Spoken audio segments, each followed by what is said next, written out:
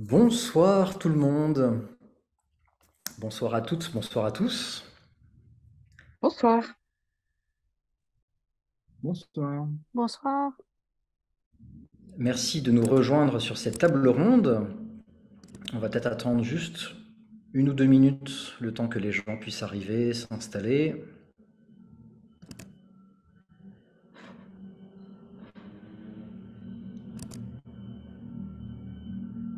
Et bienvenue donc dans cette table ronde sur l'impact de la méditation sur le vieillissement de notre cerveau et l'étude Silver Santé. Et donc le temps que tout le monde arrive, je vais faire une petite présentation. Donc l'idée de cette étude, c'est de répondre à la question: sommes-nous en mesure d'agir contre le vieillissement de notre cerveau et ainsi de lutter contre le déclin cognitif, de la même manière que nous pouvons agir contre le vieillissement du reste de notre corps? Et donc ça va être le sujet de toute cette table ronde ce soir, avec nos experts ici présents. Avant de vous présenter un petit mot sur Karuna Setchen. Donc Karuna Setchen est l'association de Mathieu Ricard depuis maintenant plus de 20 ans. On agit principalement en Asie, où on aide en moyenne 350 000 personnes chaque année. Donc c'est devenu une grosse association. 100% des droits d'auteur de Mathieu Ricard sont reversés à Karuna Setchen. Et Mathieu, pour celles et ceux qui le savent, en fait, il a servi de cobaye plusieurs fois dans des études sur les neurosciences. Et donc forcément, c'est un sujet qui le passionne. Et au sein de Karuna, on fait de l'accompagnement aussi de fin de vie, on fait de l'accompagnement en Inde et au Népal. Et donc c'est aussi très intéressant de pouvoir réfléchir à cette question de l'impact de la méditation sur le cerveau chez les personnes âgées. Et donc, je pense que la plupart d'entre vous le savent, mais Karuna, depuis 3-4 ans maintenant, on fait régulièrement des tables rondes et pour essayer de diffuser justement ces messages, l'intérêt de la méditation. Et on fait beaucoup de tables rondes aussi sur le sujet de l'altruisme. Comment développer un état d'esprit altruiste? Et pour celles et ceux qui ont lu les livres de Mathieu, vous savez qu'il a fait beaucoup de plaidoyers. Et on pourrait résumer la pensée de Mathieu en disant que l'état d'esprit altruiste, c'est un des antidotes aux problèmes du monde. Et donc il y a la question de comment développer un état d'esprit altruiste, et la méditation en fait partie. Donc voilà pour la petite présentation de Karuna. Cette table ronde est organisée en partenariat avec la Fondation Recherche Alzheimer, qui a également participé au financement de l'étude. Et je vais maintenant tout de suite vous présenter nos intervenants et intervenantes. Alors n'hésitez pas à rajouter quelque chose, hein, si jamais j'oublie une information. Alors Gaëlle Chetela, vous êtes directrice de recherche INSERM. Vous êtes responsable de l'équipe Neuroprésage dans l'unité U1237 à Caen. Et vous êtes également coordinatrice du projet européen H2020 Medit Aging ou Silver Santé Study. Antoine Lutz, vous êtes directeur de recherche INSERM, responsable de l'équipe EduWell dans l'unité 1028 au Centre de recherche en neurosciences de Lyon. Et vous êtes également responsable du Work Package Méditation du projet européen H2020 Medit Aging ou Silver Santé Study. Bonsoir. Tout était correct? Bravo. Et Titi Tran, donc vous pratiquez la méditation depuis plus de 20 ans auprès de Yongey Migyur Rinpoche et vous faites partie des enseignantes de méditation dans l'étude européenne Silver Santé. Vous êtes également enseignante dans le DU Méditation et Pleine Conscience, approche intégrative et santé de l'Université de Lyon. Et vous avez aussi collaboré avec l'unité de recherche interdisciplinaire pour la prévention et le traitement des cancers sur une étude évaluant l'impact de la méditation en oncologie pour améliorer le stress et la qualité de vie dans le cadre d'un décloisonnement témoin-patient-soignant. Bonsoir. Et donc, je vous propose de tout de suite rentrer dans le vif du sujet. Est-ce que vous pourriez nous partager la genèse de l'étude? Comment est-ce que vous avez eu cette idée de créer cette étude? Alors, je vais commencer, Antoine complétera. Dans le cadre du vieillissement et de la maladie d'Alzheimer, qui sont les sujets sur lesquels, avec mon équipe, on travaille depuis plusieurs années, de plus en plus, on se rend compte que en modifiant certains aspects de notre façon de vivre, eh bien, on peut agir sur la santé cérébrale dans le cadre du vieillissement notamment, mais aussi sur les risques de développer la maladie d'Alzheimer en particulier. Dans ce cadre-là, ont été beaucoup étudiées l'activité physique, l'activité cognitive, le fait d'avoir des activités sociales et les techniques qui vont aider à prévenir la santé cardiovasculaire, mais également le régime alimentaire. Il y avait peu d'études à ce moment-là qui se sont intéressées aux aspects plus émotionnels du vieillissement, alors même qu'on sait que stress, anxiété, dépression sont des facteurs de risque, sont déjà des facteurs qui vont dégrader la qualité de vie alors qu'on prend de l'âge, mais c'est aussi des facteurs de risque des démences et notamment de la maladie d'Alzheimer. Donc, c'est dans ce cadre-là, c'est ce qui nous a motivés à travailler sur la méditation dans le vieillissement et donc de fil en aiguille à créer ce consortium européen, à se réunir entre 11 partenaires de 6 pays européens pour proposer à la Commission européenne, qui est le principal financeur de cette étude, un projet visant à évaluer de façon scientifiquement valide et reconnue l'impact de la méditation sur le vieillissement, notamment du cerveau, avec de façon très fiable, longitudinale, avec un contrôle actif, etc., etc. Voilà, Antoine, peut-être tu peux donner ta version de ce qui nous a motivés. Oui, alors c'était suite à des rencontres, notamment un intérêt pour cette question. Et moi j'ai plutôt une expertise dans le domaine de l'étude des bases neurophysiologiques de la méditation. J'ai étudié ça depuis une quinzaine d'années, donc dans des programmes laïques de méditation, notamment de pleine conscience, et comment est-ce que ça peut impacter la cognition, la régulation des émotions, le stress. Et j'ai aussi eu la chance de travailler, comme ça avait été dit, avec des experts en méditation, comme Mathieu Ricard. Il a fait l'honneur de travailler avec nous de nombreuses fois. Et donc, ça semblait assez naturel, pour la raison évoquée par Gaël, de faire une sorte de synergie de savoir-faire. Parce que ce qu'on savait, c'est que dans la littérature chez l'adulte, le jeune adulte, des données convaincantes ont montré que les pratiques de pleine conscience, de méditation en général, peuvent impacter la dépression, enfin, prévenir dans la rechute dans la dépression, peuvent réguler le stress, réguler l'anxiété, avoir un impact sur le sommeil aussi, donc, et sur la cognition plus généralement. Donc, c'était des indications que ça, en travaillant sur ces facteurs de risque d'Alzheimer, qui sont l'anxiété, la dépression, le stress, le sommeil, eh bien, si la méditation peut agir sur ces facteurs de risque, eh bien, indirectement, on pourrait prévenir, peut-être retarder certains aspects de la démence. Donc, c'était une question un peu en arrière-fond. Et plus généralement, on pense que c'est une période de la vie qui n'a pas été beaucoup étudiée et c'est vraiment important de comme ça, pouvoir voir comment ces pratiques de pleine conscience peuvent améliorer le bien-être et peut-être aider à mieux vieillir et à mieux se connecter avec le vieillissement. Donc, il y avait de multiples raisons qui nous ont motivés pour ce projet.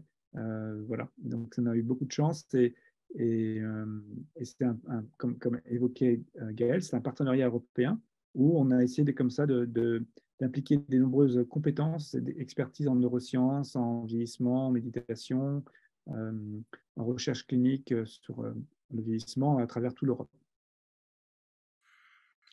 Merci beaucoup.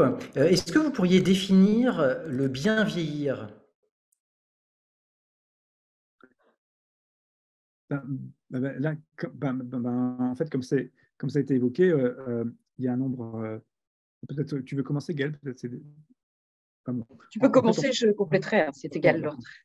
Disons, on peut commencer par peut-être le mal vieillir, ce qui est plus facile, hein, toujours. Alors, je crois d'abord juste dire, par contre, c'est pas bien mal. Enfin, c'est pas bien vieillir dans le sens où ceux qui ne font pas ça, c'est pas bien, c'est mal. Voilà, c'est vraiment important de dire ça en fait. C'est une expression bien vieillir, mais peut-être qu'elle est pas appropriée dans le sens où c'est pas, il n'y a pas le bien et le mal, quoi. C'est juste que comme on vit de plus en plus longtemps, c'est important de vivre de plus en plus longtemps en bonne santé, et donc c'est tout ce qui dégrade la qualité de vie des personnes alors qu'on prend de l'âge, physique ou mental, c'est ça qu'on veut éviter.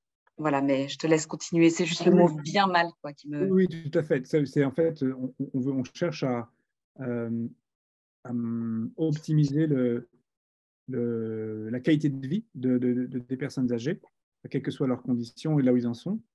Et sachant qu'il y a une forte prévalence, par exemple, de la dépression dans la 15% des personnes âgées ont des troubles de dépression, plus de 10% sont atteints de démence. De nombreuses personnes ont des troubles de sommeil. Donc, c'est une période de la vie qui peut être difficile, notamment aussi des conditions physiques. Et donc, quelque part, on veut, ce qu'on souhaite, c'est d'améliorer le bien-être des personnes âgées, notamment sous l'aspect de la qualité, on va dire, mentale ou psycho-affective du vieillissement. Peut-être Gaëlle, tu veux compléter? Oui, juste pour dire que voilà, c'est vraiment associé au fait qu'on a augmenté l'espérance de vie, ce qui est vraiment super. Et donc, la proportion, comme le nombre de personnes âgées a énormément augmenté de façon logique.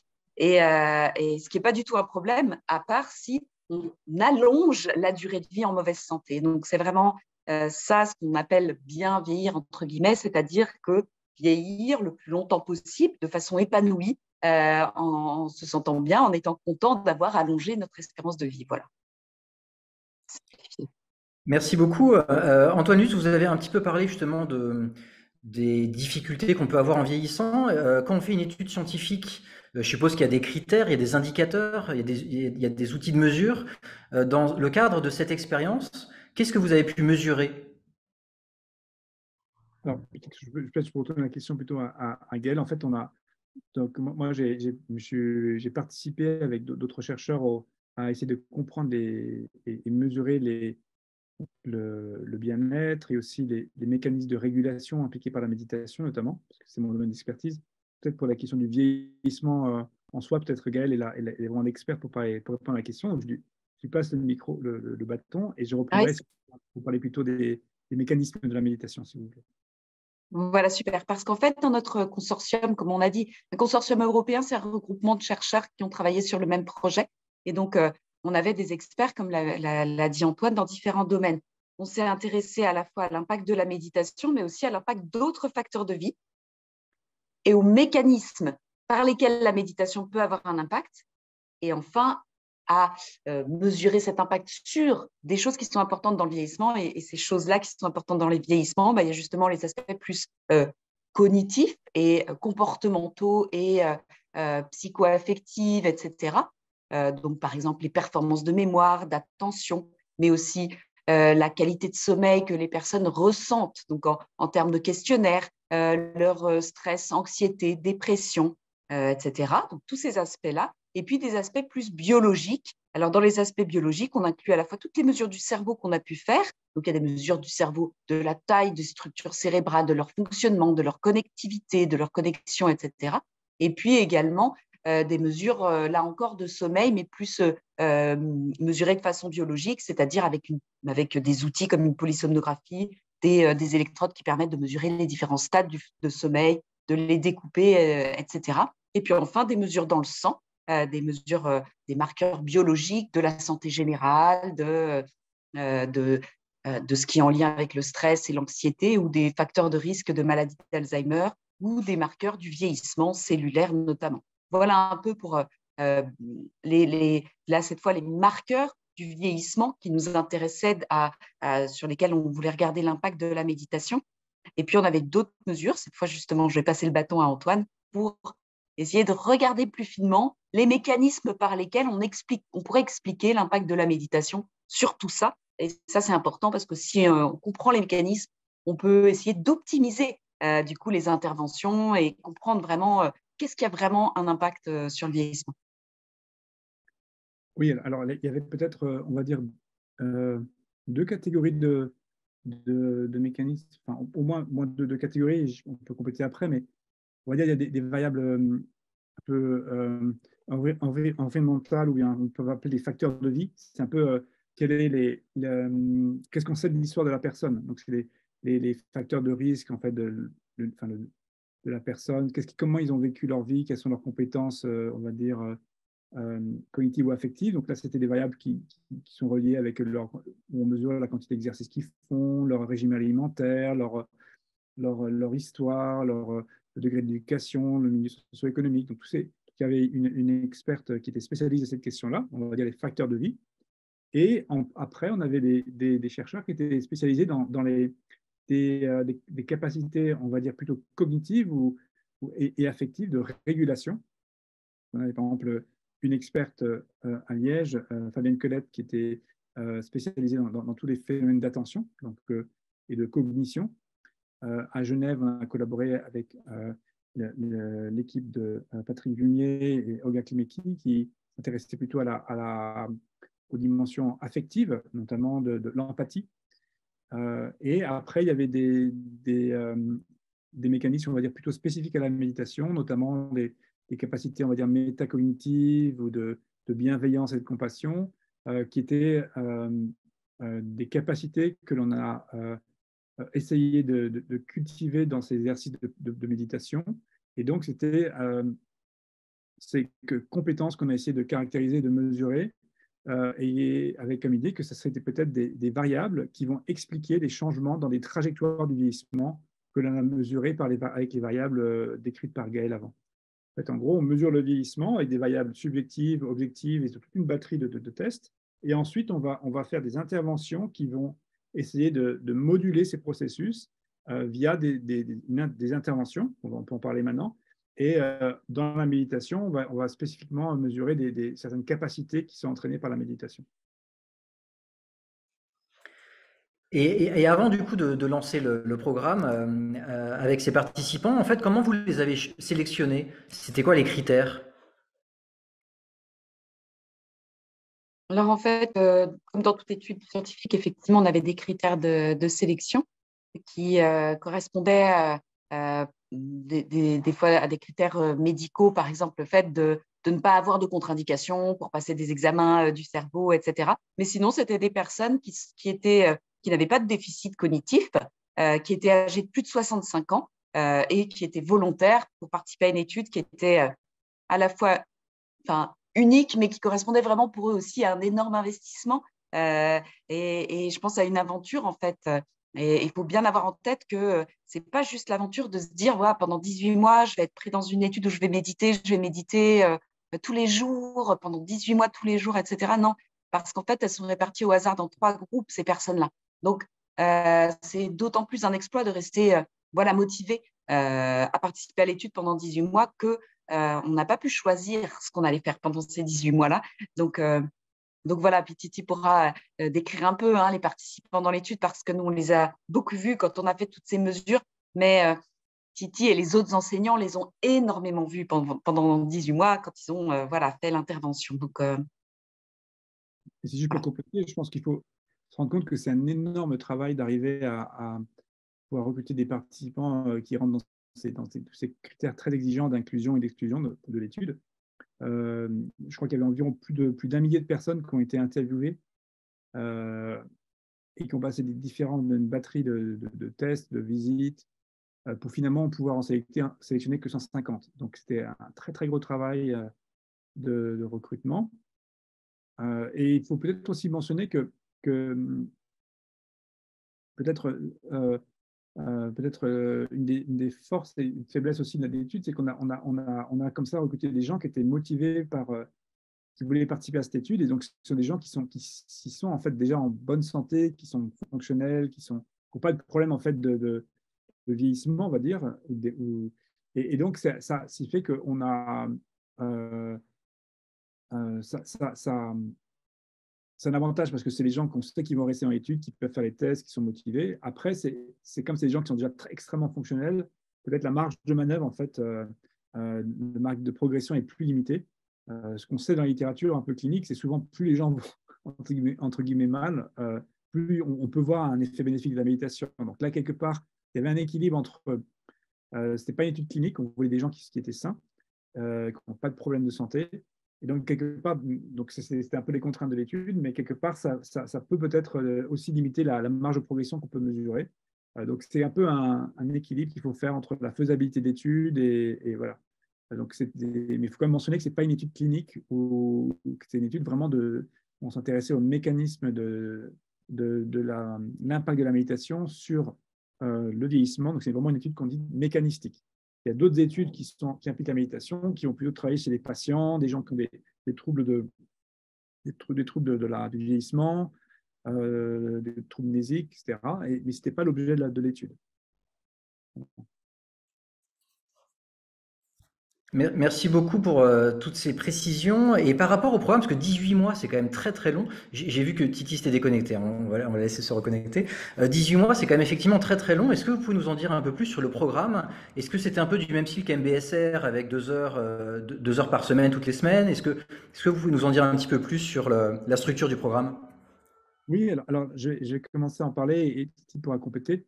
Euh, je, bon, je vais commencer, je lui dirai ce que j'ai dit enfin, en résumé. Mais alors, peut-être on peut, voilà, effectivement, nous on a, ce qui est vraiment unique dans ce programme, c'est que c'est l'étude la plus longue qui a été faite sur la méditation. La majorité des études sur la méditation, ce sont des programmes de, on va dire, 8 semaines. Par exemple, le programme de MBSR, Mindfulness Based Stress Reduction, l'étude de la pleine conscience pour la gestion du stress, qui est très connu. Ça, c'est un format de 8 semaines et il y a toute une famille de programmes comme ça de méditation qui sont souvent des programmes courts. Et là, comme on s'intéressait à étudier le vieillissement, il fallait donc une étude suffisamment longue.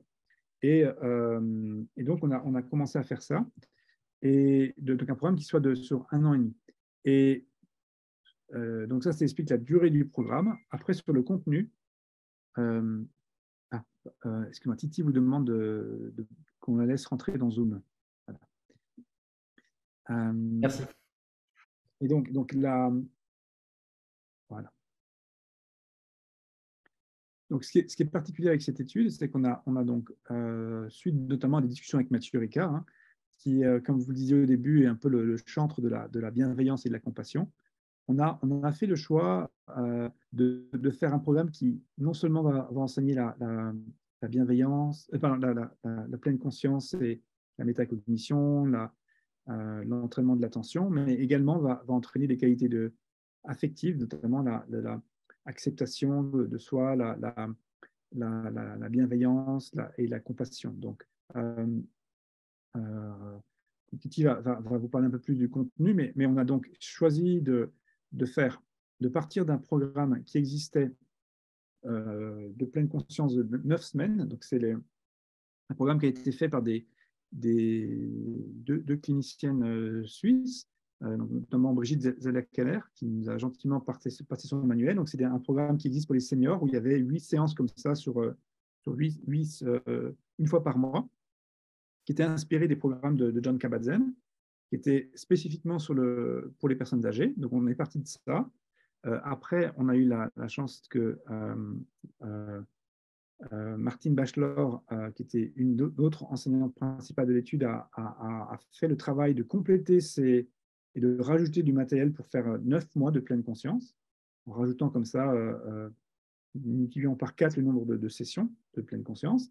Et ensuite, Titi, qui va vous présenter ça un peu plus en détail, s'est occupé de faire le programme de 9 mois de bienveillance et de compassion, en s'inspirant en bref de différents programmes existants de pleine conscience, notamment les programmes Joie de vivre de Mignon Rinpoche, ou des interventions, on va dire, plutôt cliniques qui utilisent la compassion, comme le programme de Paul Gilbert. Donc, il y avait différentes influences, donc différents programmes existants que l'on a un peu intégrés et complétés. Et ça a été le travail de Martine Bachelor et Titi Dolma, qui est ici, Titran, qui est ici, Titi, tu veux rentrer un peu plus dans le contenu? Oui, merci Antoine. Donc on a avec Martine travaillé donc, sur le manuel. Donc les 9 mois que Martine a peaufiné étaient sur la pleine conscience. La pleine conscience, et ça s'est vraiment inspiré de la mindfulness approche cognitive basée sur la pleine conscience pour les seniors, le MBCAS, quand on a présenté, et qu'elle a repaufiné, pas trop non plus. Et j'ai mis en place les 9 derniers mois sur la bienveillance et la compassion en m'inspirant du MBCI, de la mindfulness basée sur la compassion et l'insight, qui est une approche thérapeutique qui a été inspirée de la thérapie fondée sur la compassion, créée par Paul Gilbert. Et il y avait aussi l'approche laïque de la mindfulness, de la compassion et de l'insight, issue de la tradition tibétaine, donc Mahayana, qui a été mise en place par la UK Mindfulness Association et que le professeur Pascal Delamilleur donc, utilise pour ses patients qui ont des problèmes dépressifs, qu'il utilise déjà à l'hôpital en psychiatrie donc à Caen. Et aussi les joies de vivre de Yongey Rinpoche, un programme donc laïque. Donc, grâce à tout ce matériel, donc j'ai mis en place les 9 derniers mois qui justement permettent, avec la base de la pleine conscience, c'est-à-dire une fois qu'on a stabilisé donc son esprit, eh bien, on peut commencer justement à regarder ce qui se passe aussi donc dans cette pleine conscience, qu'elle a des qualités de bienveillance et de compassion et qu'on peut retrouver donc chez autrui. Donc, comment déjà prendre soin de soi pour après se tourner vers autrui et s'ouvrir vers autrui. Donc, pour vivre mieux en famille, en communauté. Donc, c'est vraiment un programme donc, très complet sur 18 mois. Donc, par exemple, on a un mois donc, de pratique et on a une session donc, par semaine avec les seniors de 2 heures, 2 heures de cours par semaine. La première séance, donc, par exemple, du premier mois, c'est sur un thème bien spécifique. Par exemple, c'était sur le souffle, donc l'ancrage au souffle. Comment stabiliser son esprit via le support de méditation, donc le souffle. La séance 2, on commence à rentrer justement dans ce qu'on appelle le pilotage automatique. On se rend compte que, bon, effectivement, on n'arrive pas trop à se caler, à être conscient de notre souffle et qu'on a plein de pensées et qu'on est dans une sorte de réactivité. Donc, on va rentrer plus en détail justement sur pourquoi on n'arrive pas à être conscient de son souffle juste pendant 5 minutes parce qu'on est dans la réactivité. Donc, on commence à aller en profondeur sur le thème de la pleine conscience sur la respiration. La 3e semaine, eh bien, là, on commence à avoir des partages avec les participants. Ils ont des questions, forcément. Donc, on est là pour répondre à leurs questions, éclaircir, clarifier donc des choses. La séance 4, donc la dernière séance du mois, c'est vraiment une séance d'approfondissement où il y a moins de partage, mais on rentre vraiment dans la méditation, où on s'entraîne vraiment pendant ces 2 heures. Donc, ces mois-là sont vraiment animés donc, de cette façon, avec ce protocole où séance 1, séance 2, séance 3, séance 4, on a une présentation du thème, on approfondit le thème, on a des questions-réponses avec du partage et on approfondit le thème qu'on voit en première séance. Donc, la vie des seniors, des participants est véhiculée donc, par ces thèmes. Et on peut voir l'évolution donc de chacun.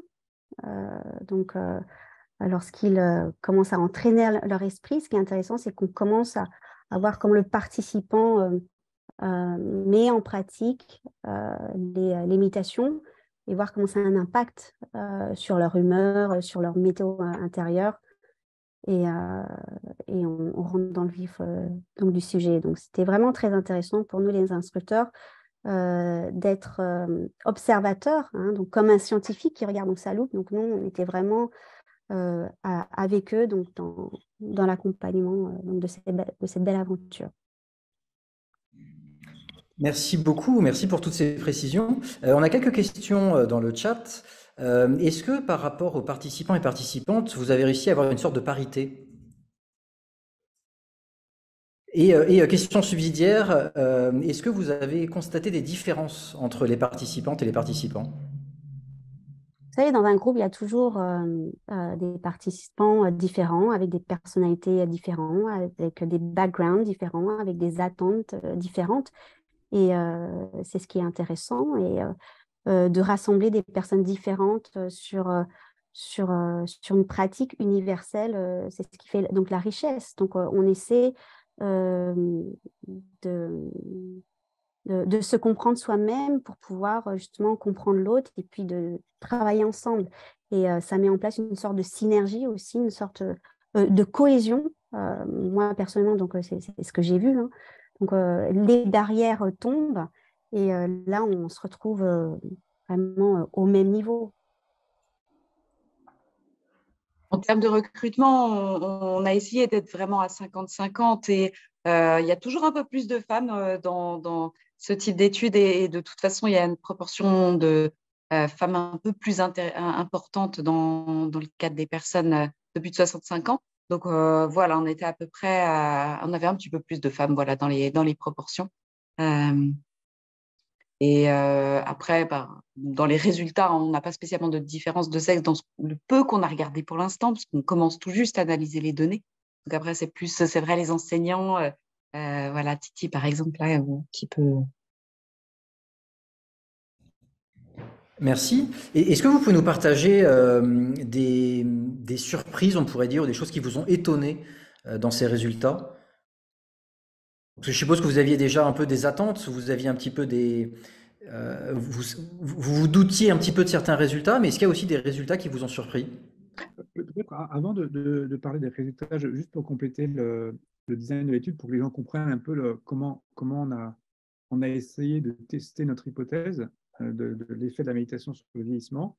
Comme l'a évoqué Gaël tout à l'heure, on avait donc un groupe de participants, à peu près 150, qui ont été randomisés dans différents bras de l'étude. Il y avait trois bras. Un bras qui faisait donc la méditation, comme c'était décrit par Titi, un bras qui ne faisait rien, c'est ce qu'on appelle une liste d'attente, et puis un troisième bras qui avait une intervention d'anglais. Et ça a été quelque chose qui a été choisi graduellement suite à de nombreuses discussions. Peut-être Gaël, tu veux rappeler les hypothèses derrière qu'on avait. Pourquoi est-ce qu'on a commencé à choisir l'anglais? Pourquoi c'était intéressant de pratiquer l'anglais dans le cadre du vieillissement? Mm.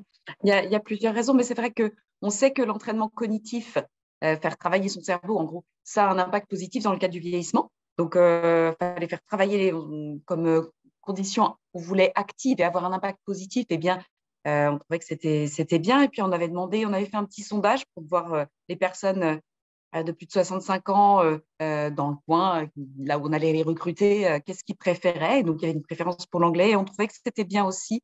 Euh, parce que c'est utile en fait. C'est pas juste entraîner le cerveau pour entraîner, pour bien vieillir. C'est aussi quelque chose qui, c'est vrai, peut intéresser de plus en plus les personnes alors qu'elles prennent de l'âge parce que leurs enfants, leurs petits-enfants, on a quand même de plus en plus tendance à voyager, besoin de parler anglais. Et c'est pas quelque chose qui était forcément ben, aussi, aussi peut-être diffusé qu'avant, que maintenant. Donc, voilà, il y avait toutes ces raisons qui nous motivaient à avoir choisi l'anglais. On pouvait aussi en faire une condition très comparable à celle de méditation. C'est-à-dire que, comme a décrit Titi, pour la méditation, il y avait 2 heures de cours en groupe, plus une pratique d'au moins 20 minutes tous les jours, donc 2 heures par semaine. Et ben, l'anglais, c'était pareil. 2 heures avec des intervenants, comme pour la méditation, très motivés, très enthousiastes, très capables de s'adapter aux différences des personnes en face. Et donc, plus un entraînement tous les jours, si possible, s'ils le souhaitent avec tablette, d'au moins 20 minutes. Donc, c'était on a essayé de rendre ça très, très similaire. Voilà. Merci beaucoup et merci Antoine oui, d'avoir rappelé les trois groupes pour avoir les groupes témoins et tout, ce cadre. Merci beaucoup pour ces précisions. On a une autre question aussi. Il y a quelqu'un qui nous dit mon père a 88 ans et a ses capacités cognitives qui ont beaucoup baissé. Peut-il récupérer ses capacités s'il pratique régulièrement la méditation? Du coup, la question c'est est-ce que c'est plutôt de la prévention ou est-ce que ça peut être aussi curatif la méditation?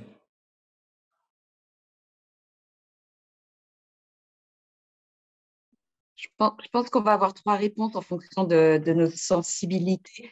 Nous, on s'intéresse à la maladie d'Alzheimer, par exemple, et aux démences et à la prévention des démences. Sur ce plan-là, on voit vraiment la méditation, si on veut qu'elle agisse directement sur des phénomènes biologiques à terme préventif, parce que les mécanismes que l'on connaît être impliqués dans ce qui va accélérer l'apparition des lésions dues à une maladie d'Alzheimer, par exemple, eh bien, ce sont des mécanismes comme stress, anxiété, dépression, et ces mécanismes qui vont agir sur le fait de fragiliser le cerveau qui va du coup être plus sensible aux pathologies de la maladie. Donc, on n'a pas aujourd'hui de preuves qui nous permettent de penser que si on réduit ou on enlève le stress, l'anxiété et la dépression, eh bien, on va enlever les lésions qui sont dues à la maladie d'Alzheimer. Donc, je pense qu'on ne peut pas voir ça comme ça en termes biologiques uniquement. Et après, il y a d'autres éléments de réponse, mais je vais, je pense, laisser les autres intervenants avec leur sensibilité, du coup, donner leur réponse à eux. Juste pour compléter, je pense ça dépend en fait des questions qu'on se pose. Hein. Dans la littérature qui est assez restreinte, hein, donc d'études de la méditation et du vieillissement, on voit des situations où où c'est utilisé, par exemple, chez les personnes qui sont atteintes de maladie d'Alzheimer. Certains groupes ont essayé de faire ça, combiné avec une approche médicamenteuse. Et il y a des résultats encore, c'est des résultats préliminaires hein, qui sont encourageants, non pas sur la maladie elle-même, mais sur on va dire, la qualité de vie associée à la maladie et peut-être sur des performances peut-être cognitives un petit peu. Donc, donc on peut dire que là, on n'est pas vraiment dans le curatif, mais plutôt dans la qualité de vie. Donc, c'est une amélioration de la qualité de vie. Après, comme l'évoquait Gaël, peut-être la question de fond, c'est la question de la prévention. Et là, tout ce que je voulais ajouter, c'est que encore une fois, il y a plusieurs échelles de temps. Ce qu'on sait maintenant dans le vieillissement, c'est que on est capable de mesurer des influences de facteurs qui peuvent être très anciens, jusqu'à plus d'une dizaine d'années avant par exemple, le déclenchement de la maladie d'Alzheimer. On peut trouver certains marqueurs, certains effets physiologiques qui sont des facteurs de risque, on va dire. Donc, on n'a pas encore de données là-dessus, mais on pourrait spéculer que c'est possible que plus on va commencer tôt, plus la prévention va avoir un effet bénéfique. Et donc, potentiellement, il faudrait commencer très tôt. Après, comme je l'ai dit au début, si les gens sont déjà des personnes âgées, déjà, ça pourrait quand même agir, mais sur des mécanismes un peu différents, hein, plutôt sur l'acceptation, la qualité de vie. Mais le côté prévention, peut-être qu'il faut commencer beaucoup plus tôt. Donc, ça va être des échelles de temps différentes, des mécanismes différents, mais dans les deux cas, ça peut être utile. Voilà. Merci beaucoup pour ces réponses. Oui, forcément, je pense que c'est toujours compliqué de voir le côté curatif ou le côté préventif. C'est toujours des questions un peu délicates. Il y a quelqu'un qui nous pose la question aussi, en cas de vieillissement cérébral rapide diagnostiqué par un neurologue, est-ce que la méditation peut ralentir ce vieillissement cérébral rapide? Et la deuxième question de la même personne, c'est comment est-ce qu'on peut mettre en place ce genre de pratique auprès d'un homme de 60 ans qui est réticent à ce genre de pratique? Alors, c'est pareil, hein. Puis je pense que ça sera bien d'entendre aussi Titi justement sur toutes ces questions, en fait, parce que c'est justement une approche différente. Moi, j'ai parlé de la biologie, mais je voulais bien dire qu'il n'y avait pas que ça non plus. Et donc, je pense que ça sera bien d'écouter Titi, mais je pense que quelqu'un qui est réticent, ça dépend de pourquoi elle est réticente. Il y a des fausses idées qui circulent sur la méditation. Donc, nous, on utilise voilà, des approches laïques, mais en tout cas, pour méditer, il n'y a pas besoin de rester assis sans bouger, sans rien faire. Tout seul, isolé en haut d'une montagne pendant des heures et des heures. Voilà. On peut méditer les yeux ouverts, on peut méditer avec d'autres personnes, on peut méditer en marchant, etc. etc. Donc, ça, c'est la première chose. Et ensuite, si la personne est réticente malgré tout, je pense qu'il y a plein d'autres façons de vieillir de façon épanouie et qu'on n'est pas obligé de méditer non plus. Donc, je crois que c'est aussi important de le dire. Moi, ma grand-mère, elle a 96 ans, elle suit tout ce que je fais, donc elle aimerait beaucoup méditer. Elle me dit, j'arrive pas, ça m'intéresse pas, etc. Je fais, continue à faire tout ce que tu fais et c'est vraiment pas grave. Donc, c'est aussi important de dire ça. Merci beaucoup, Gaëlle, de mentionner cela. Je pense que pour vouloir méditer, il faut aussi être motivé. Hein. Donc, c'est le moteur. Hein. Il faut avoir une aspiration, il faut être inspiré, il faut le vouloir. Et la méditation, c'est un travail de fond et c'est un travail sur du long terme. Ce n'est pas la panacée.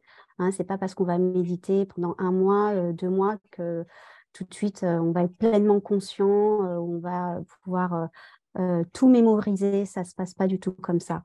Donc, c'est vraiment un travail de fond. Il faut être patient. Après, la méditation n'est pas quelque chose de difficile. La méditation, c'est une pratique simple qui peut être très, très, très, très épurée. Tout dépend aussi de comment on aborde la méditation, avec qui, quelles sont donc les instructions, donc les méthodes. Mais bon, je pense que vaut mieux tard que jamais. Hein. On peut méditer même à 80 ans. Tant qu'on a encore cette capacité, cette cognition, cet état conscient, cette pleine conscience, et ben on peut utiliser cette qualité de présence. On s'entraîne à être attentif, à être pleinement présent. Et on commence à être plus attentif à certaines choses, à être plus vigilant, à être plus à l'écoute de soi-même, de sa respiration, de ses sensations.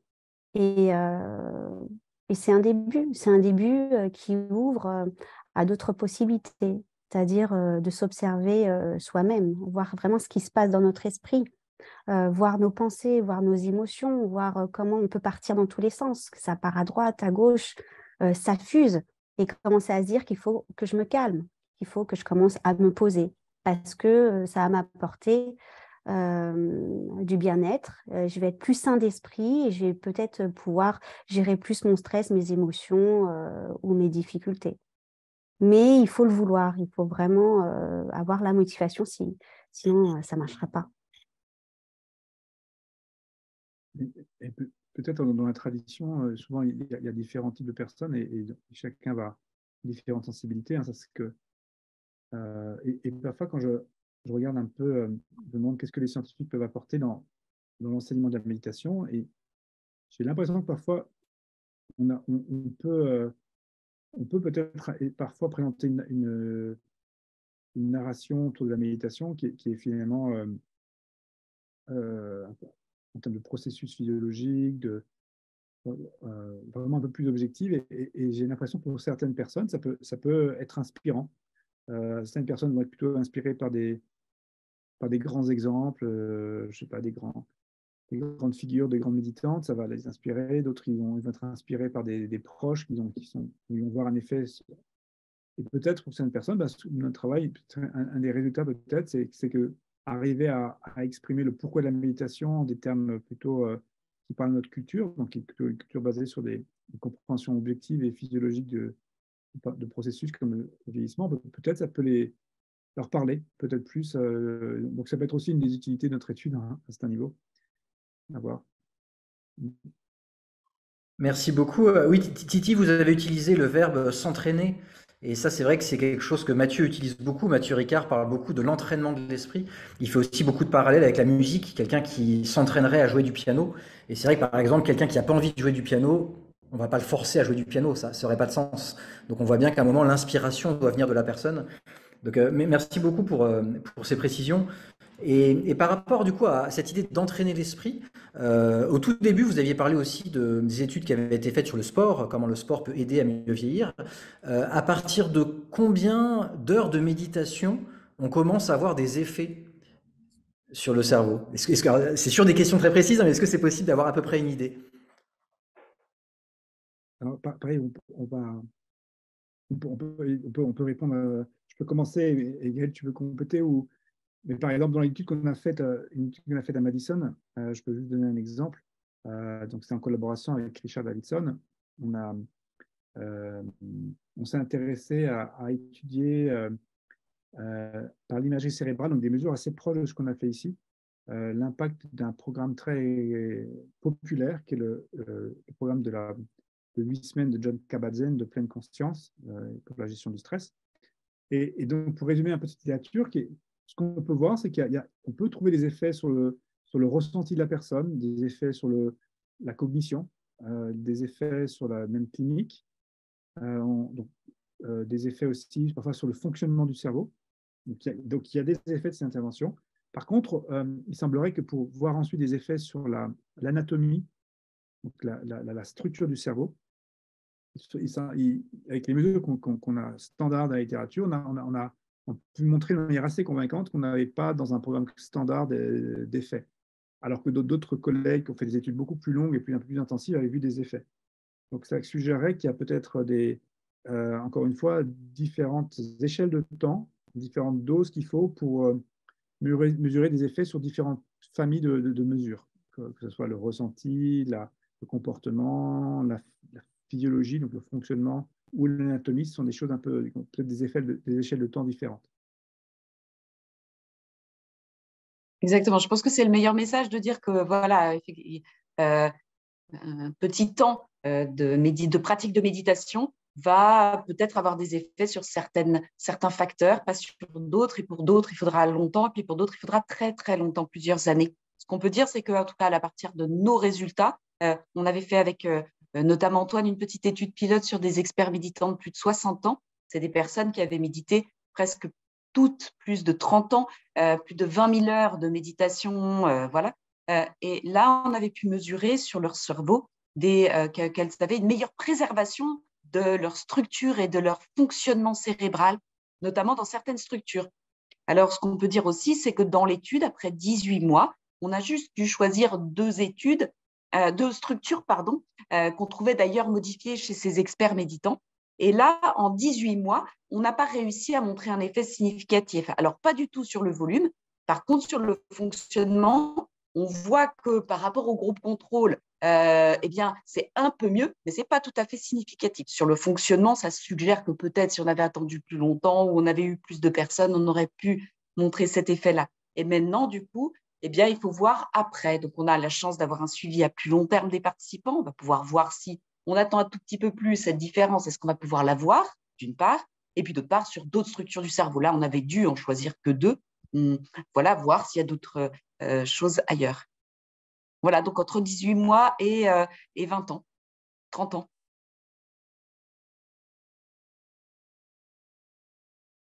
Merci pour ces réponses. Je sais que c'est toujours compliqué, des questions comme ça aussi précises et tout. Donc, un grand merci. Je pense que c'est important de comprendre effectivement ce côté intention et ce côté long terme sans mettre une espèce de pression par rapport à ça. Ouais. Antoine, vous vouliez rajouter quelque chose? Oui, juste pour compléter ce qu'a dit Gaël, c'est que dans notre étude, Gaël a décrit les principales mesures sur lesquelles biologiques sur lesquelles on s'était focalisé. Donc, dans ce genre d'études, on doit choisir une mesure principale sur laquelle on va vraiment parier, entre guillemets. C'est l'activité fonctionnelle et anatomique dans deux régions du cerveau. Mais il y avait des mesures principales secondaires qui nous intéressaient aussi. C'était l'impact de l'intervention sur différentes échelles, différents questionnaires qui sont sensibles aux pratiques de méditation, qui vont mesurer différentes capacités, la capacité de prise de conscience, la capacité de régulation de l'attention, des émotions, aussi la capacité, on va dire, affective de compassion pour les autres, de compassion pour soi, et aussi la capacité de prendre conscience de la nature du mental, par exemple quand on régule une émotion, une pensée.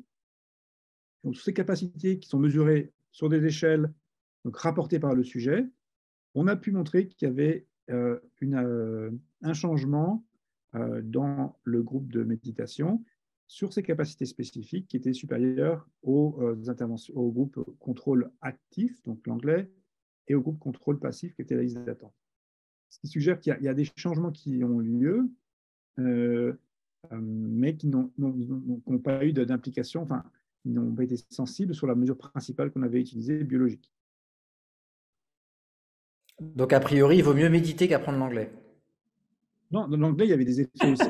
Encore une fois, comme je peux préciser, c'était par rapport à un sujet. Des mesures spécifiques qui sont censées être impactées par la méditation. Donc, pour vous dire que le groupe d'anglais, au passage, on a fait faire des tests d'anglais à la fin et on a pu montrer qu'il y avait une amélioration de la performance sur ce test. Donc, ils ont appris quelque chose et on pense que ça va avoir un impact sur certains mécanismes cognitifs, attentionnels, qui devraient être bénéfiques aussi. Voilà. Merci beaucoup.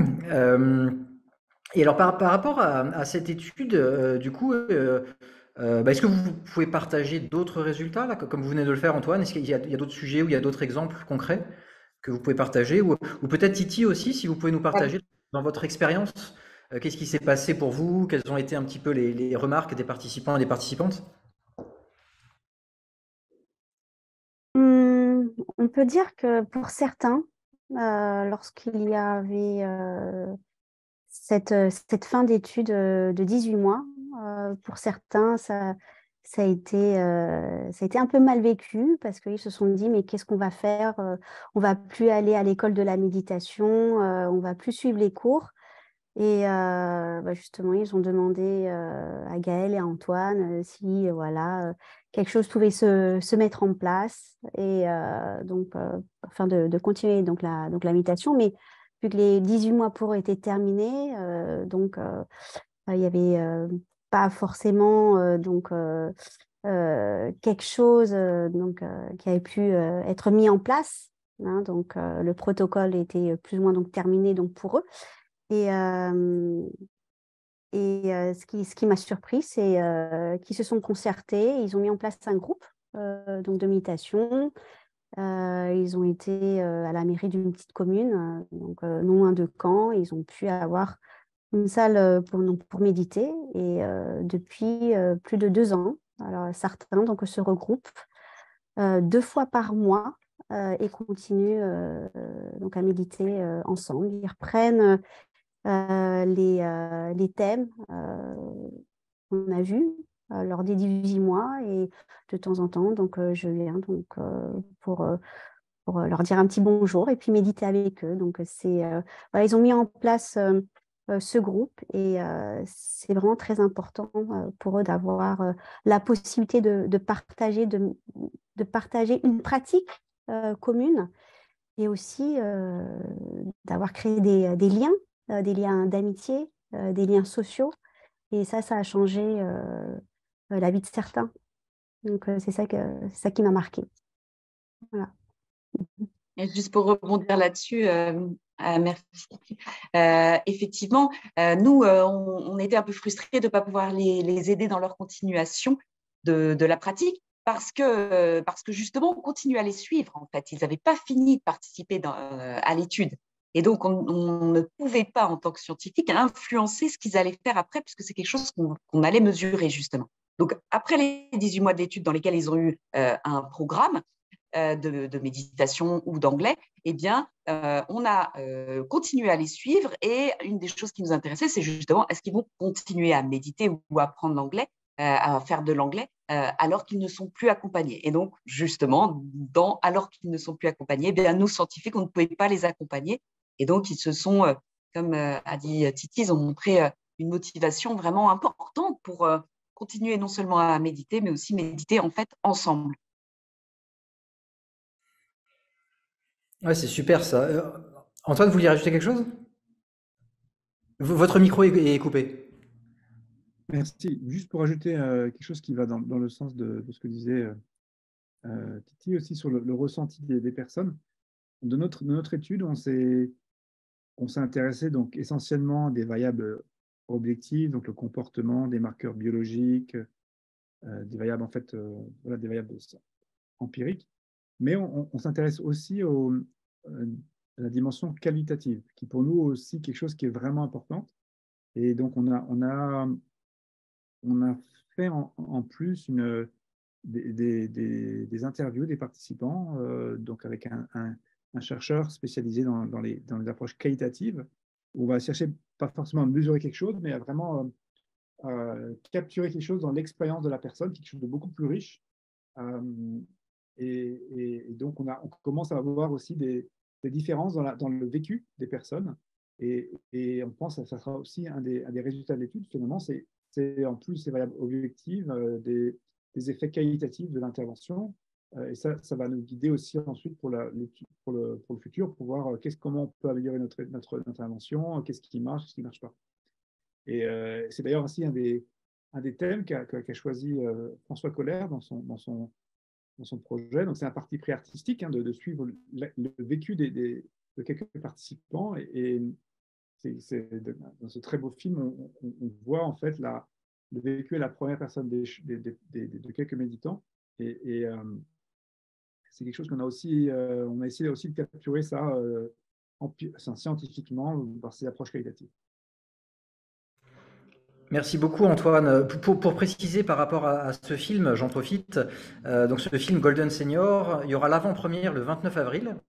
Donc c'est un film réalisé par François Kohler qui suit donc pendant 18 mois 5 participants. Et il y aura également une projection spéciale en avant-première, donc en présence de Mathieu Ricard et d'Antoine Lutz à Genève. Et on vous partagera le site qui est goldensenior.ch pour avoir plus d'informations. J'en profite pour remercier chaudement Mathieu Ricard qui a accepté d'être ambassadeur de notre étude, et il nous a non seulement est venu en tant que cobaye dans l'étude pilote, mais ensuite il nous a aussi aidé à de nombreuses fois dans le lancement de notre étude. Donc on est très reconnaissant de son implication dans le projet. Merci beaucoup. Et alors, je sais que ce qui est compliqué dans la méditation, vous en avez parlé d'ailleurs, c'est la continuité, c'est le fait d'avoir une récurrence. Et je crois que vous avez un projet d'application. Oui, alors tout à fait. Donc, ça a été discuté au tout début de l'étude, mais on a mis énormément d'efforts dans cette étude pour créer une application de méditation, enfin une intervention de méditation qui soit originale, unique au monde, qui soit spécialement adaptée aux personnes âgées, et donc des équipes d'experts, hein, Titi, Martine, Pascal Delamineur, Francis Geisen, ont travaillé coordonné par Antoine Lutz à créer ce manuel et cette intervention spécialement dédiée aux personnes âgées d'une durée de 18 mois, etc. Et on trouvait que c'était vraiment important de pouvoir, également quand on avait les retours des participants à l'intervention, eh bien de pouvoir en faire profiter le plus grand nombre. Et donc, ce n'est pas notre métier, donc ça n'a pas été une chose forcément facile, mais on a décidé vraiment de se lancer dans l'aventure de créer une intervention de méditation directement inspirée de ce qui avait été créé dans ce programme Meditaging, qui est le nom de l'étude officielle. Hein, dans cette étude européenne Meditaging, il y a de créer une application, donc c'est en cours, qui pourra ensuite être comme ça partagée au plus grand nombre. Alors, d'abord en langue française et puis possiblement dans d'autres langues. Antoine, je te laisse prendre la suite. Merci, oui, et juste pour ajouter, donc peut-être on s'est demandé, en faisant un petit peu l'état de l'art dans le domaine, et il y a maintenant presque plus de 1000 applications sur smartphone sur la méditation, comment on peut contribuer. Donc nous, on peut contribuer parce que c'est quelque chose qui est un peu unique, comme Gaël l'a dit, parce que c'est quelque chose qui est directement le fruit de cette étude empirique. Donc, c'était quelque chose qui est testé scientifiquement. C'est aussi quelque chose qui est pour les personnes âgées. Et on pense aussi ce qu'on va essayer de mettre en place, c'est pas simplement d'avoir une application avec des audios, des vidéos, d'ailleurs Titi ce sera une des voies de l'intervention. Hein. Mais on va aussi essayer de mobiliser des enseignants. On va essayer de trouver une formule où ça sera quelque chose où il y aura un peu un côté communauté aussi, où les gens ne seront pas seuls avec leur téléphone, mais ce sera quelque chose où il y aura une possibilité de se connecter avec un enseignant et un groupe. Donc, on essaie comme ça, on espère pouvoir mobiliser les enseignants qui ont participé à l'étude, donc notamment mentionné par Gaël ou Axel Bogonin, et également des enseignants du MBCAS qui pourraient peut-être comme ça, on prend une communauté d'enseignants qui pourraient utiliser cet outil et pour pouvoir présenter ce programme de méditation pour les personnes âgées. Donc, c'est quelque chose qu'on va essayer de mettre en place, quelque chose qui serait pas qu'une application, mais aussi quelque chose qui avec un vrai enseignant et quelque part aussi une communauté de pratiquants. Il faut comprendre que la méditation en groupe, c'est quelque chose de très important de façon générale, mais je pense particulièrement en fait dans cette population de personnes de plus de 65 ans qui, pas pour toutes, mais pour certaines, vont peut-être plus facilement souffrir d'isolement social ou vont moins avoir d'occasion en fait de rencontrer d'autres personnes et pour lesquelles c'est particulièrement important en fait d'être entouré. On a vu vraiment des retours de participants très importants sur ce point-là en disant, vous savez à quel point c'était important pour moi, comment je suis content de retrouver mes amis de la méditation, etc. Bon, pareil pour le côté anglais, mais voilà, on a bien compris que c'était un aspect important et c'est pour ça qu'on a voulu voilà, l'implémenter aussi dans l'appli. Titi, tu veux rajouter quelque chose peut-être sur l'application? L'application, en fait, on va retrouver les 18 mois donc de l'étude. Donc, on a essayé de reproduire ce programme. Ça a été un challenge, mais bon, on va voir si le fait de transmettre l'invitation via une app sur 18 mois va être possible ou non. Donc, à voir. Ça va être à nouveau une autre aventure.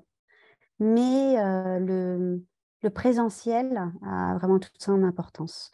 L'application, donc c'est très bien, mais le présentiel, méditer ensemble, en personne, avec un instructeur ou pas, permet de faire plus de progrès, je pense. Merci beaucoup. Et je crois que vous avez une adresse email qu'on va partager pour que les gens puissent s'inscrire et recevoir des news sur le lancement de l'application, c'est ça?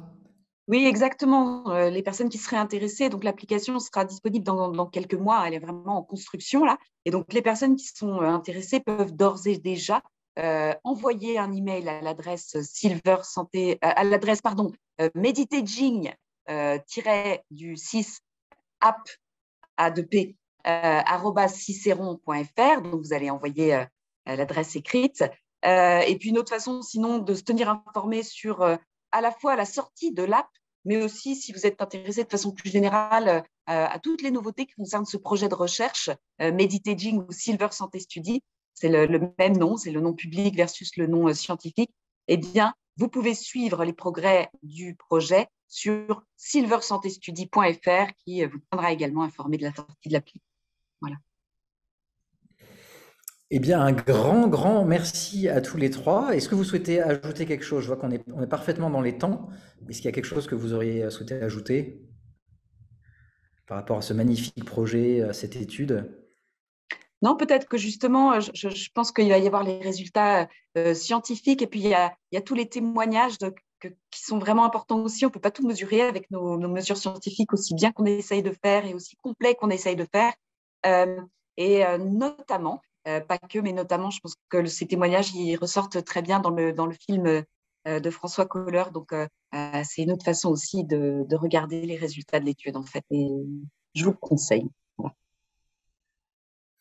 Pareil, mais je vous remercie Karuna pour cet échange et je pense que c'est une étude qui va prendre beaucoup de temps. On a mis 7 ans entre le moment où on a cherché le financement et la fin de la première phase de l'étude, et on va continuer ensuite à faire un suivi à long terme. Et je pense que les résultats scientifiques vont prendre de nombreuses années à sortir. Je pense que cette étude, on va y être impliqué pendant au moins 5 à 10 ans encore. Et donc, je pense que les progrès vont être graduels et on va faire, comme a évoqué Gaël, on va faire notre mieux pour communiquer au fur et à mesure les avancées et ensuite traduire ces connaissances scientifiques dans l'outil de l'application qu'on essaie de faire pour mettre à jour les connaissances scientifiques au fil de l'eau et partager cette connaissance qu'on aura, tout le savoir scientifique qu'on aura pu comprendre, toute la connaissance qu'on aura pu avoir de cette étude, on va essayer de faire la communiquer au fil de l'eau dans les prochaines années.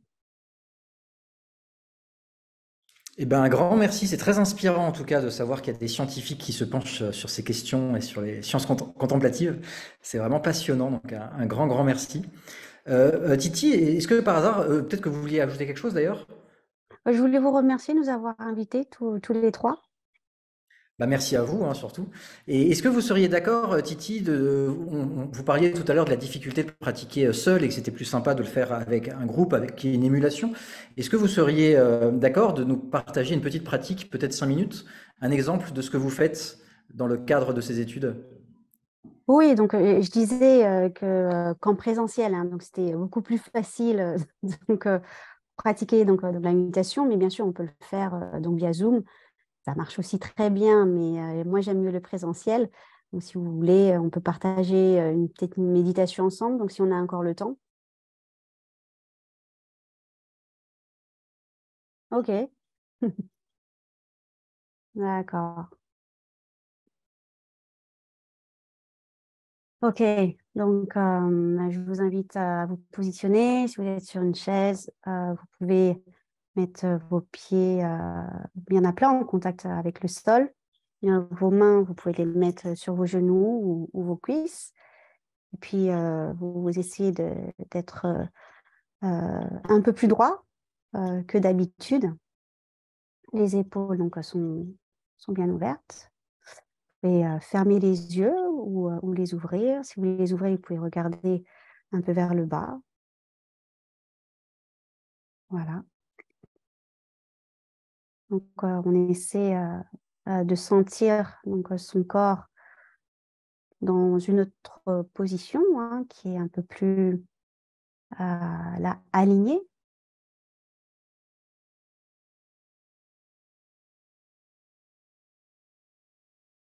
Donc maintenant, le dos est un peu plus droit.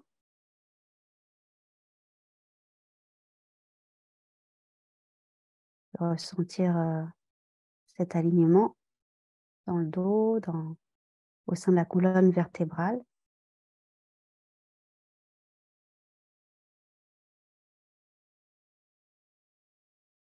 Et nos épaules sont un peu plus détendues. On relâche bien les épaules.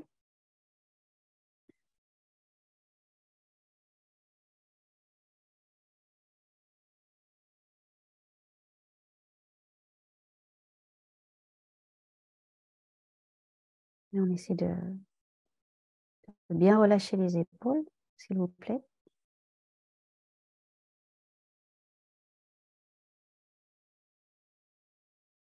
Ok, parfait. Donc maintenant, on va simplement amener sa conscience à son corps qui est assis à l'arrêt.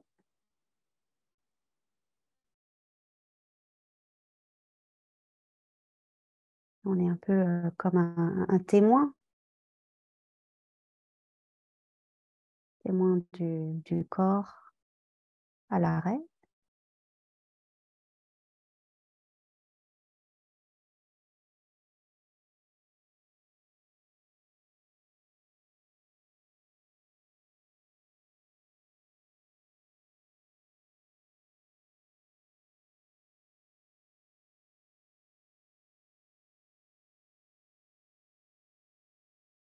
Et on amène notre attention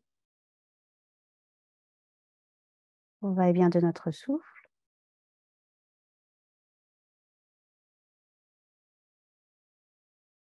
Tel qu'il se déploie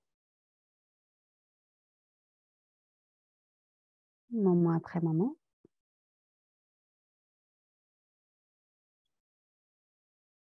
Et sans vouloir le modifier. On laisse notre respiration être telle qu'elle.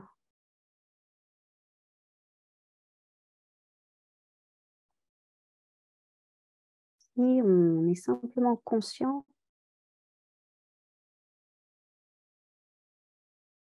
de sa respiration. On est présent au va-et-vient de son souffle. Et n'essayez pas de le modifier.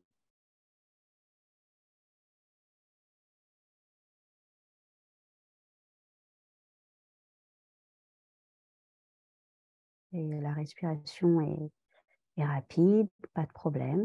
On sait que la respiration est rapide, donc il y a cette conscience, hein, cette présence à ce souffle qui est rapide ou lent, peu importe. Plus important est de reconnaître qu'on est en train de respirer.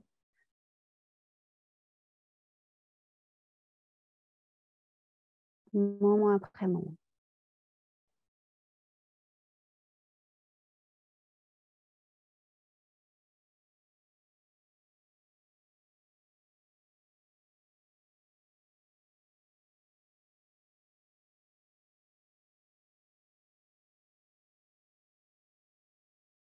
Et on maintient notre attention au souffle, tout simplement.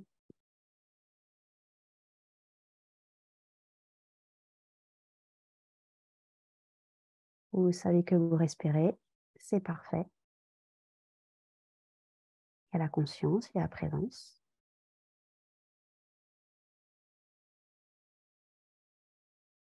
Donc, c'est l'essence de la méditation.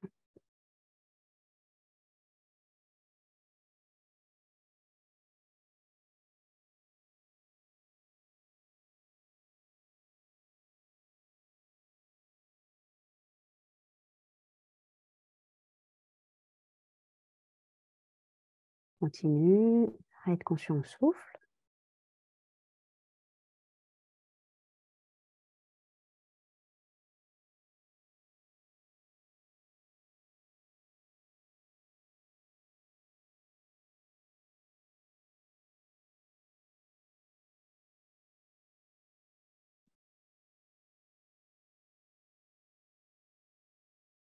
Et on revient au souffle.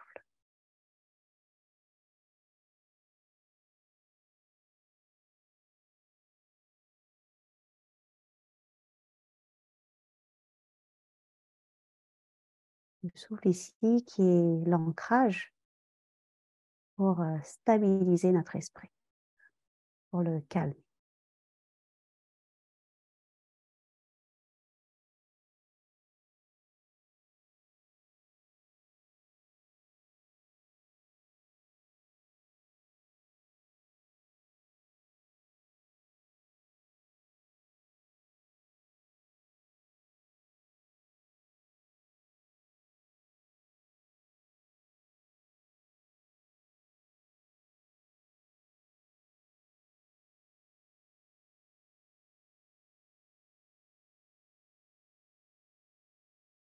Bien sûr, il peut y avoir des pensées ou des émotions, ce n'est pas un problème, il suffit simplement de revenir au souffle.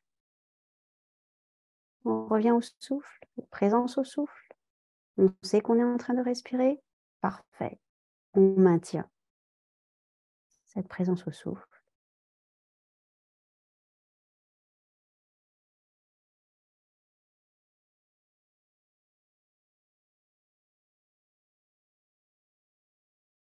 On n'est pas distrait, mais présent au souffle.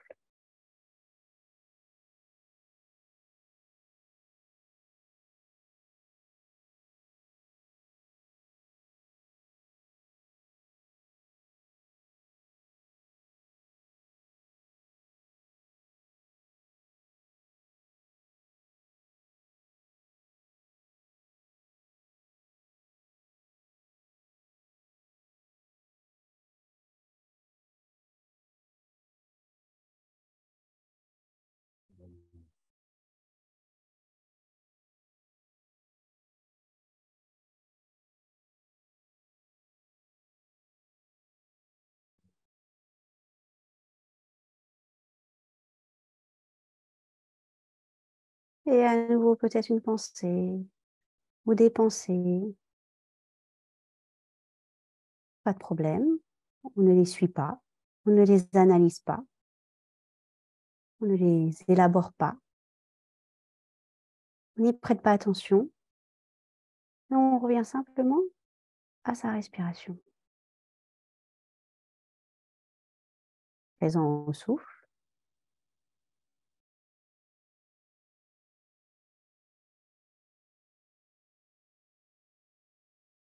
On reconnaît qu'on est en train de respirer. C'est parfait, il y a la qualité de présence qui est là. Et on maintient cette pleine présence ou pleine conscience ou cette attention à l'inspire, à l'expire.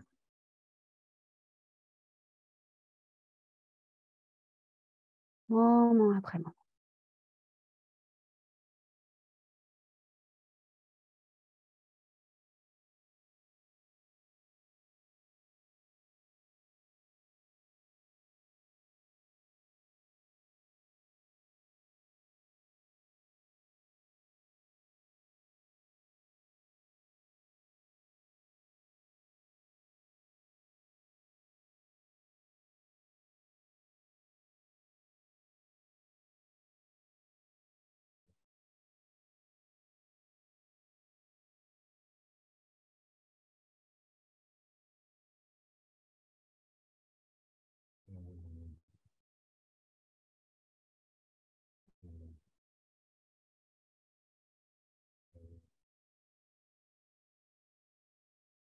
Ok. Voilà. Je ne sais pas si ça fait 5 minutes ou pas. Peut-être plus. Merci beaucoup, Titi. Gaël a dû nous quitter entre-temps. Un immense merci à tous les trois et merci pour cette belle pratique, cette belle guidance. Je trouvais ça quand même bien de partir après avoir expérimenté ce que vous proposez. Un immense merci. Donc, on mettra dans le partage de cette publication, on mettra bien sûr tous les liens vers le film et les liens, voilà, les différents emails pour que les gens puissent s'inscrire. Et donc voilà, à nouveau, moi je peux que vous dire merci. J'ai hâte de voir le film et merci pour cette étude qui a l'air assez incroyable. Et donc voilà, un grand merci à tous les trois. Merci. Merci beaucoup de nous avoir Merci à invités. tous. Bonne soirée. À bientôt. Bientôt, au revoir. À bientôt. Au revoir.